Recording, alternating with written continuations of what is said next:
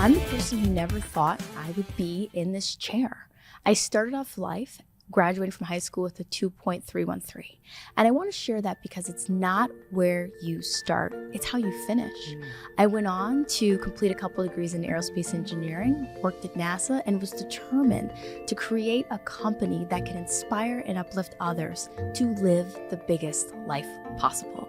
Today, I'm delighted to own and operate a company that has been twice recognized by Inc., is one of the fastest growing companies in America, one that I bootstrapped. I have a second business that I've raised nearly $2 million in venture capital for called Lingo, where we're teaching STEM concepts at home for minority students all over the world.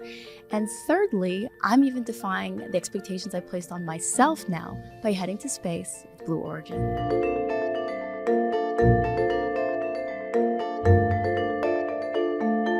I think my professional superpower is overcoming limiting beliefs and self-doubt.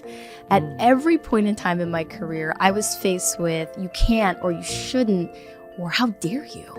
And I said, I refuse to be held to what you think is realistic. I'm going to subscribe to being completely unrealistic and believing in myself despite not knowing what the outcome will be.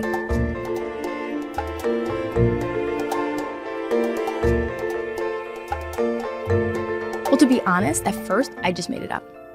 I didn't necessarily have people around me who were saying, hey, like, you could do it. I mean, heck, my first dream was, hey, I'm going to be a rocket scientist. A lot of individuals were like, really, are you sure? Are you really, really sure? And so I started by working with myself, by writing it, by tacking it up on the back of my bedroom door, and by reaffirming it in my own mind.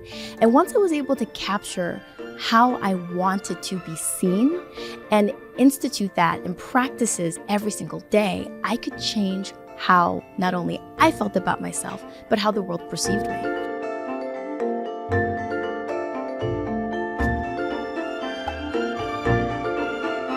I think that what I'm looking to do is inspire people to literally be the change that they wish to see.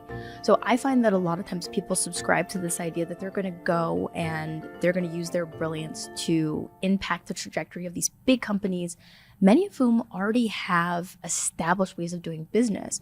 But I want you to go out there and I want you to be the business. I want you to introduce something. Because, for example, for my organization, nobody has to tell me to be diverse. I have 47% women. I have 51% veterans. I didn't even do it deliberately. I did it because it reflected the best people around me to help me make decisions so that I could stay in business. And that's what happens when you decide that you are going to be a business.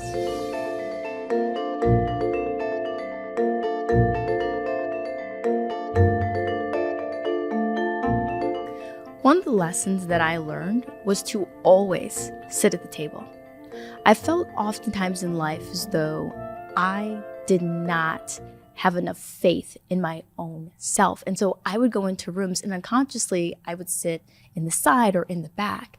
And once I really started saying, I deserve to be here, I'm going to sit at the table and I'm going to allow my voice to be heard regardless of the reception of that. That's really when I felt as though I started to wield my personal power. And I think the greatest way to give away power is not to realize the power you have in yourself.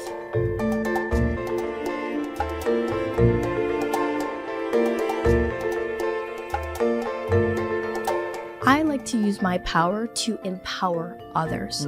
When I first started as a business leader, I thought I needed to know all of the answers. And I quickly realized that the best way for me to succeed is to simply say, I am not sure or I don't know. That is a power in itself because you create the space for people to come in and to help you achieve your goal. So the moment that I could say leadership is sometimes understanding how and where to follow, that was when I began to empower other people to help support me, my goals, and my dreams.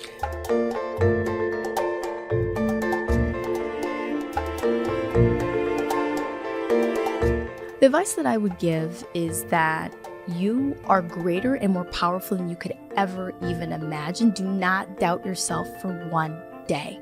I love the phrase, be yourself, the world will adjust, because that is exactly what happened in my life.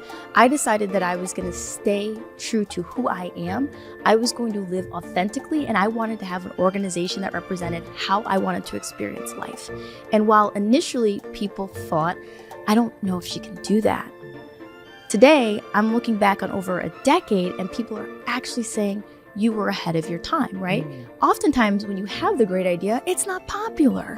It will only be the remembrance of what you created in hindsight that will then say, oh, wow, she's a luminary. She was ahead of her time.